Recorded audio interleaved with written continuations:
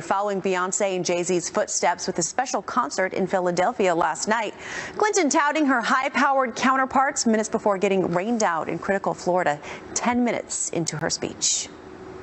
Just in case you didn't notice last night, I gotta say, I was with Jay-Z and Beyonce. When a famous entertainer says, hey, I want to support you, help get out the vote, that is such a gift. But the thought that went into what they did last night, my personal favorite part was Beyonce had her backup singers and dancers in pantsuits. I mean... All right, so if you thought that was fabulous, well, tonight, James Taylor giving a special performance in the Granite State right after LeBron James joins Clinton in Cleveland, and maybe they will both have pantsuits. Who knows? Yeah, what? We will have to wait and see. Exciting. I'll be on edge every step of the way. Jackie, thank you. Well, Donald Trump showing strength in the key battleground states. The polls are so good. We're winning all over the place. They're going crazy. So what does he need to do in this final stretch? Here to weigh in, author of Crossing the Thinnest Line, Lauren Chevet, and editor of Red Alert Politics, Ron Meyer. Good morning to both of you. Thanks for waking up so early on a Sunday morning. Just 2 days to go. Can you believe it? Yeah. Unbelievable. All right, Lauren, I'll start with you. So you look at where we are right now and the states that are in play. I mean, we can pull up the electoral map, but you compare it to 2 weeks ago, and now how you look at New Hampshire, Colorado, even Pennsylvania is up in the air right now. You know, I think it's actually less up in the air than maybe we think it is. You know, I was in Pennsylvania yesterday, and the ground game that the Clintons have, the DNC has set up all over the swing states is unprecedented. They have 2 to 3 times as many field offices and huge numbers of volunteers spread out all across the swing states. And so I think what the polls don't really tell you is this big question about getting out the vote.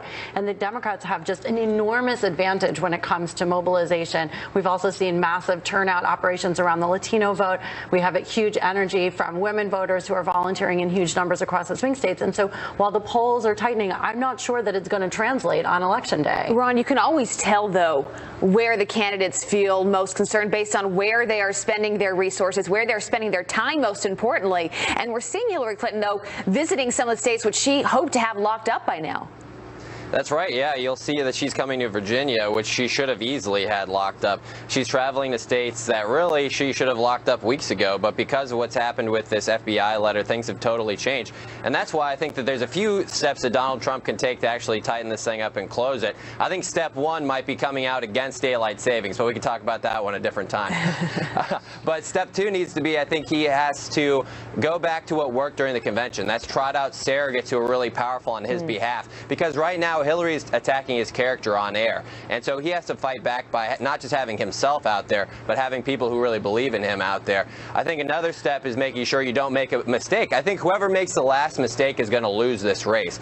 Because what we've seen is that these news cycles do change the polls. That's what we've seen with the FBI letter, with the tape. And so whoever controls the media cycle in these last days is going to win this cycle. Well, and guess what? It all ends on Tuesday or so, people are saying. But what about this nightmare scenario, Lauren, where it could be a 269-269 tie? You know, in every election, there's always that possibility that you would have that. It is just sort of the fundamentals of the Electoral College. I do not think this is going to be a close election or anywhere near the 269 to 269. The reality is that even any candidate already started with an electoral advantage in this race because of the way the map the way the map is. When you factor in the difference in terms of the female vote, the minority vote, this is not going to be a close election. So I know we can always sort of do the punditry on the eventualities. I do not think that is going to happen. It's such a long shot that we'd be anywhere near that. What would happen though if that were the case, Ron? Ultimately, then who decides who's president? Well, then it goes to the House of Representatives. So whoever wins electoral votes in a tie would be sent to the House, and they have to pick between one of the 2 candidates. So they can't just pick anyone. So they'd either have to pick Hillary or Trump. And as you know, the House is controlled by Republicans, and probably still will be. And so each state gets 1 vote. So the delegations get together and vote. And so Republicans hold the majority in 33 states. And so it should be an easy win for Trump. You wouldn't think that Republicans would abandon Trump for Hillary in a direct, I mean, it would probably be political suicide for them. And I actually do think it's somewhat of a possibility. Basically, if Trump wins New Hampshire and the states that are polling the way they are poll the way they are, this could be a real thing. And I wouldn't really put so much investment into saying that minorities and millennials and women are going to turn out for Democrats. We've seen in polling this entire year and these last few weeks that those turnouts have been depressed, especially compared to where they are for Obama, especially with millennials. After this letter, her support has fallen off. I mean, come on. Yeah. She had Katy Perry during the primary. How did that work for her? Bernie blew her out of the water, even though she had all these same people out campaigning for her. The mobilization on the Democratic side is so powerful. Well, that's the question. There's no way that Trump can overcome it. He's had no support from his own party in the ground game. People can't even find their polling places. If the Bernie Sanders people come out for her, that'll be the big question. Lauren and Ron Meyer, good to see you this morning. We will see how all of this plays out by Tuesday. All right. Clayton, over to you. And I'm totally on Ron's side. Get rid of daylight saving time. I think we can all agree on that. Because we don't sleep well anyway. No, we're up every hour. Come on, write to me. We're going to start this movement. The time is now 40 minutes past the hour. If you adjusted your clocks, it's 5:40 on the East Coast. It might be 6:40 on your clock. A Fox News alert now. The threat of a terror attack on Election Day voters. So who has the better plan to defeat terrorism? We will suspend the Syrian refugee program. I want to have an intelligence surge that protects us here at home. A closer look in our series, The Issues That Matter. That's next. Plus, the state that could determine the fate of our country. We're live in Florida as tightening polls show the race closer than ever.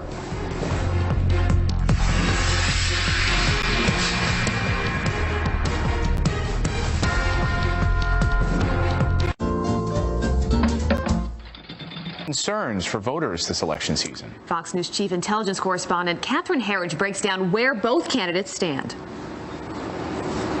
Melissa Long are juggling work and raising 2 young children. Like so many voters, terrorism is an issue that matters, but for them, it is deeply personal. I am a native New Yorker who lost my fiance on 9/11. I lost my parents on 9/11 at the Pentagon. Living in suburban Virginia, not far from the site where Flight 77 crashed, the Longs fear their children will only see a world through the lens of terrorism. We are going to stop radical Islamic terrorism in this country. She won't even mention the words, and neither will President Obama. We need to keep our eye on ISIS. That's why I want to have an intelligence surge that protects us here at home. A Clinton administration promises to take out ISIS in Iraq and Syria, harness a global coalition to defeat international terror networks, and further support first responders on the front lines here at home. Washington's interim police chief Peter Newsham says his officers are training for scenarios like this summer's terrorist attack. I'm in Orlando, and I did the shooting. At Orlando's Pulse nightclub, where 49 were killed, and last December's assault in San Bernardino, leaving 14 dead. The shooters were inspired by Al-Qaeda and ISIS. We have a tactical village, so it's a big, almost it's a warehouse where we can actually set up a school, we can set up a nightclub, and we have an actor go in, and they essentially are acting as a lone wolf shooter. A Trump administration promises to crush ISIS through aggressive coalition military operations, rebuild U.S. forces with improved intelligence and cyber capabilities. Trump, who wants a wall with Mexico, also draws a distinction with Clinton on refugees. When I'm elected president, we will suspend the Syrian refugee program. While both candidates pledged to disrupt online recruiting, neither offer specifics. Speaking with Fox News, Homeland Security Secretary Jay Johnson said the next administration will wrestle with a digital jihad. When you look at their recruitment efforts on social media, on the internet, it is slick, it is impressive, it has a Western flavor to it. Until it happens to you or someone close to you, I don't think people fully comprehend the threat that we're facing. I'd like to say to my kids that, that we're doing our best to really prevent another 9/11 from happening.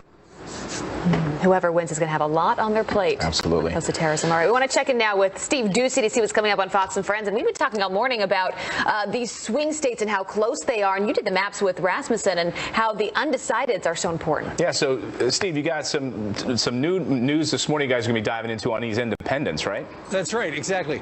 How, with 2 days to go, anybody is still undecided? Right. Extraordinarily, there still are some folks.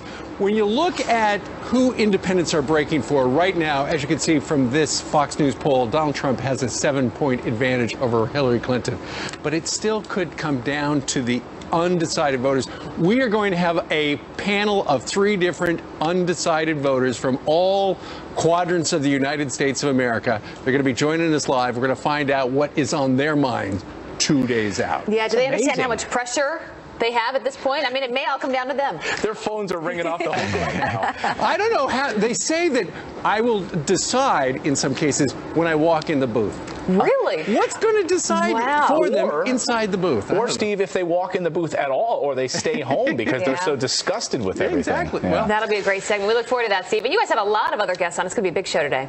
Indeed. We got Kellyanne Conway. She's going to be with us. So we got Mike Huckabee and, of course, all of you watching out in TV land. We got a busy 4 hours. Kicks off 12 minutes from right now. Steve will be on, even wearing a suit coat in just a few You minutes. think? I think so. I think you might go get it now. That's there it it is. All right, we'll see you soon, Steve. Can't wait. All right, well, more Fox and Friends first in just a few minutes. Yeah, we'll be right back.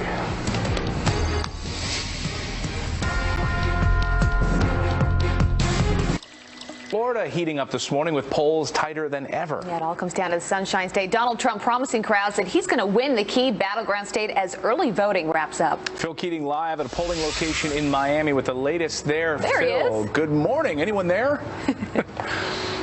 Good morning. Yeah, just the church staffers right now, but the congregation should be showing up for the 7 a.m. service. Record numbers of early voters in Florida, 5.8 million so far. That's about 45% of the total electorate have already cast their ballots, all leading us to today, Sunday, the very final day of early voting, and that is where big, predominantly black churches like the New Birth Baptist Church behind me and all over the state will be participating in the very powerful Turnout the Vote event known as Souls to the Polls. That's where you go to service, listen to the homily or the speeches, and then everyone caravans off to the nearest voting station to vote. Both candidates hitting Florida hard yesterday. Thousands of people turning out at the fairgrounds to see Trump in Tampa. In 3 days, we are going to win the great state of Florida, and we are going to win back the White House. Real change begins. And Clinton rallied in South Florida in Pembroke Pines, where the afternoon